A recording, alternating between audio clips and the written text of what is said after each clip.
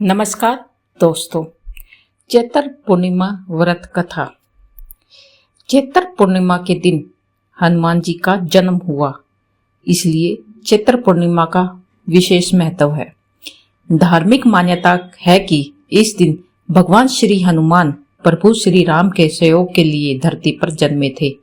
मान्यता है कि इस दिन भगवान विष्णु और माता लक्ष्मी की पूजा करने से भगवान हनुमान की विशेष कृपा प्राप्त होती है। अगर आप भी इस दिन चैत्र पूर्णिमा का व्रत रख रहे हैं तो इस पौराणिक कथा को जरूर सुने, बेहद ही शुभ माना गया है।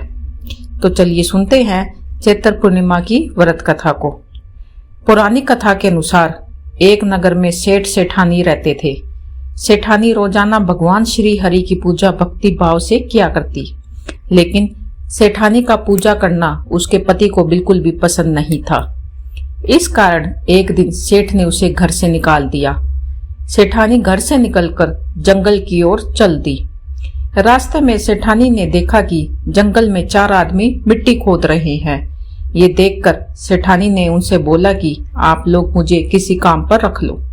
सेठानी के कहने पर उन्होंने सेठानी को नौकरी पर रख लिया, लेकिन सेठानी बहुत कोमल थी, इस वजह से उसके हाथ पर छाले पड़ गए। यह देखकर चारों आदमी ने सेठानी से काम छोड़ने की बात कही। उन्होंने कहा कि इसकी जगह तुम हमारे घर का काम कर दिया करो।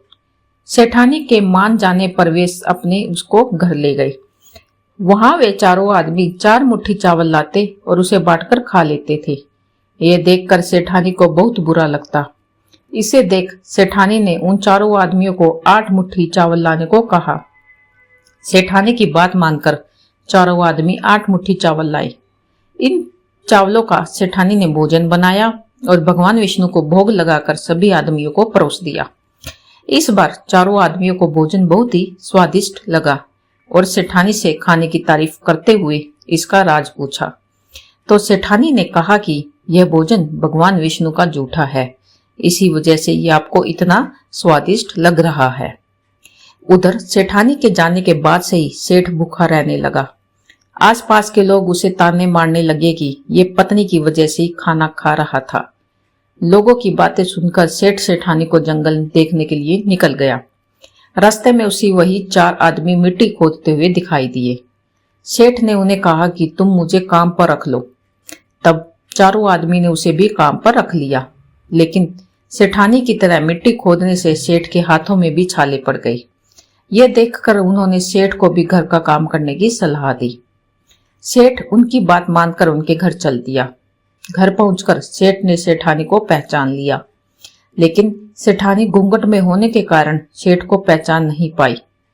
हर दिन की तरह इस बार भी सेठानी ने भगवान विष्णु को भोग लगाकर सभी को खाना परोस दिया, लेकिन जैसे ही सेठानी सेठ को खाना परोसने लगी तो भगवान विष्णु ने सेठानी का हाथ पकड़ लिया और कहा, ये तुम क्या कर रही हो? सेठानी बोली, मैं कुछ नहीं कर रही, मैं तो भोजन परोस रही हूँ। चारों भाइयों ने सेठानी से कहा कि हमें भी भगवान विष्णु के दर्शन कराओ। सेठानी से अनुरोध करने पर भगवान विष्णु उन सभी के सामने प्रकट हुए। यह देख सेठ ने सेठानी से क्षमा मांगी और उसे हाथ पकड़कर घर चलने को कहा। तब चारों भाइयों ने बहन को बहुत सारा धन देकर विदा किया। तब से सेठ भी भगवान विष्णु का भक्त बन गया और पूरी श्रद्धा से उनकी पूजा करने लगा। इससे उनके घर में फिर से धन की बरसात होने लगी। ऐसी मान्यता है कि इस दिन व्रत रखने से सत्यनारायण भगवान के साथ हनुमान जी, प्रभु श्री राम और माता लक्ष्मी की भी कृपा प्राप्त होती है। धन्यवाद दोस्तों।